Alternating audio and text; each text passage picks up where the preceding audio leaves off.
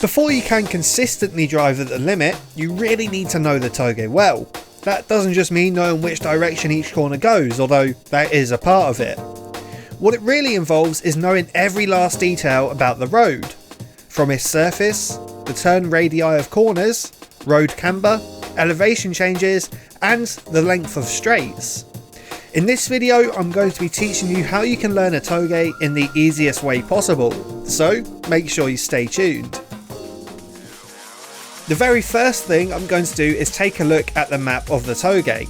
You can do this in Content Manager, or simply click those three little dots, go down to Folder, and open the map PNG that way. What I'm going to be doing from here is really just taking in the ebbs and flow of the Touge. I can see that it has a lot of hairpins, so I'll be prepared for this when I drive it. Another observation is that there aren't many straightaways, so again, I'm going to keep that in the back of my mind for when we actually drive it, and I won't be coming out of the hairpins at full throttle until I know the layout. Up next, we're going to load into the Touge and take a slow drive around it. We're not going to push it at all, as this is just a recce run. We're going to absorb as much information about the road as possible. Again, we're going to get a general feel of the Touge. Does it flow well? Are the corners dangerous or easy? What would the racing line look like? How far can we see out the road? Is there any debris on the side of the road? On our first run, we really need to take all of this in, as well as getting a decent feel for the flow of the road. Learning a Touge efficiently is definitely a skill, so don't worry if you're not sure what to look out for right away. But once you do it enough, you'll know exactly what to look out for, and would even be able to drive a Touge for the first time at a decent pace. By the time our first run is complete, we'll have a semi-decent understanding of the road, and we should be able to push it a little harder the second time. But before we get on to the next 4 steps on how to learn a Touge, I need to remind you to like the video, let me know what you think in the comments, and drop a subscribe if you end up enjoying the video. Thank you. For our second run, in which we're going to be driving just a little bit faster, I have a piece of advice for you. We should drive all corners with a late apex at first. This will allow us a little extra room on the exit if we find the corner is much tighter than we originally thought.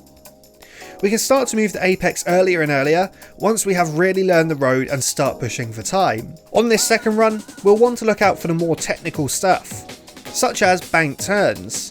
They are one of the most critical factors we need to consider on a Touge.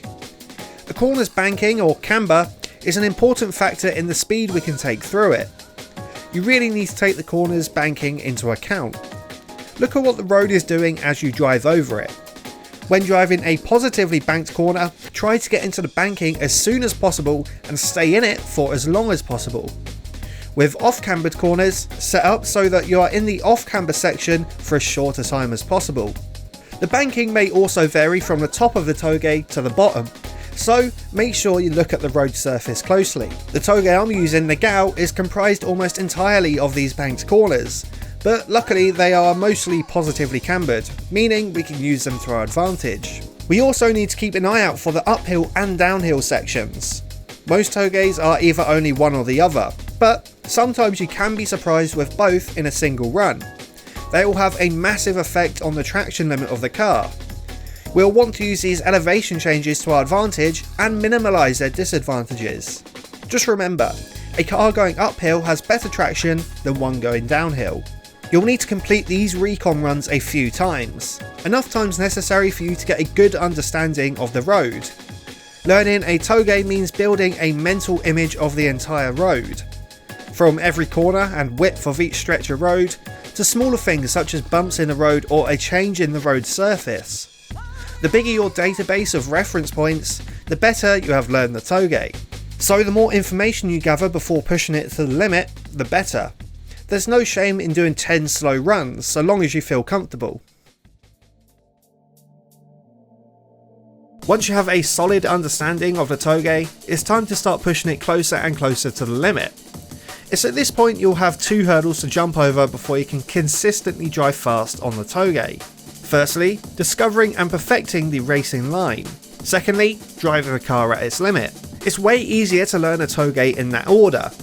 The correct line first, then driving at its speed. When we first learn the ideal line, it's important to use all of the road surface, even if we aren't driving fast enough to warrant it. will force the car to the edge of the road if necessary. It's pretty simple to use all of the road surface at the entrance to a corner.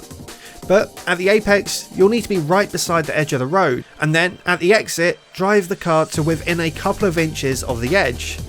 But remember, we're still driving relatively slowly at this point. We just want to get a good feel for the racing line. It's important when you first learn a Touge to force yourself to use every single inch of it and to make it a habit.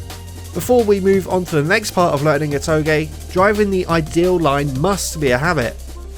Or you're in for a bad time when you start to drive fast. Once you know the racing line, you can begin working on speed. The key here is to sense the amount of traction you have.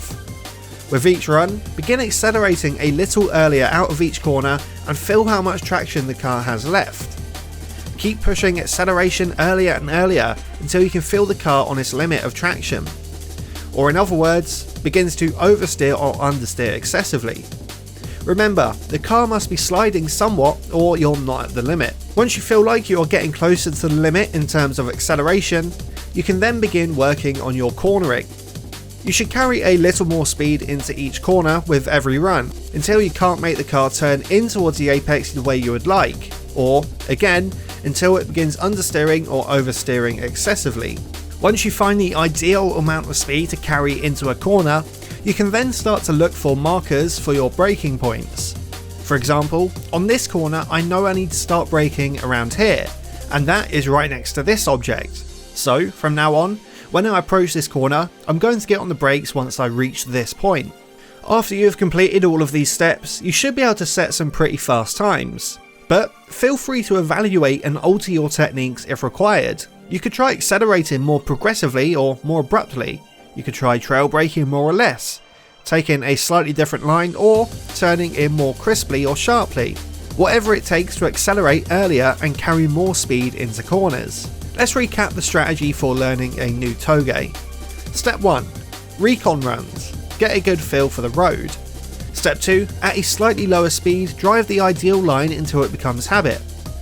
Step 3. Corner exit acceleration. Progressively begin accelerating earlier and earlier until you sense the traction limit. Step 4. Corner entry speed. Begin carrying more and more speed into the turn until you sense the traction limit. Step 5. Evaluate and alter your technique if required. Step 6. Make sure you like the video if you found it helpful. Let me know what you think in the comments and subscribe for more videos just like this one. Thanks for watching, and I'll see you in the next one. Cheers.